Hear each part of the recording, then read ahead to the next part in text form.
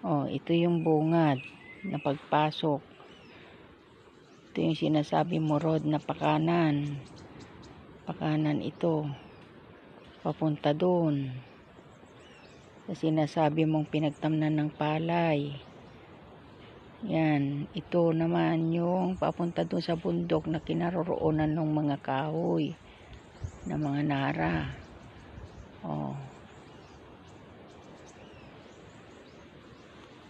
Oh, tapos mula bungad papunta naman doon sa may kalsada. Yan, malinis na yan. Mga binibidyo ko, mga natabasan na, mga nalinis na. Ito yung napakasusukal noon, nung hindi pa natabasan. Ngayon maayos na oh. Okay na, natabasan na. Oh, hanggang doon sa may pagitan doon, sa may gilid ng kalsada doon, sa dulo na antilinda ninyo.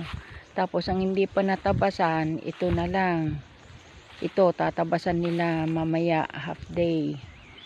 Ito hanggang doon sa pagitan, hanggang doon sa dulo.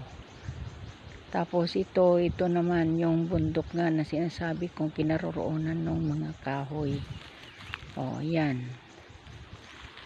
Hindi pa natabasan ito. Pero yun, malinis na yung mga yun. O, iikot ulit ako. Yan yung bungad.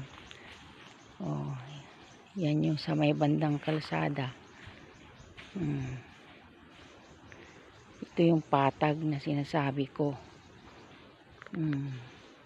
Ito yung patag na magandang tayuan ng kubo.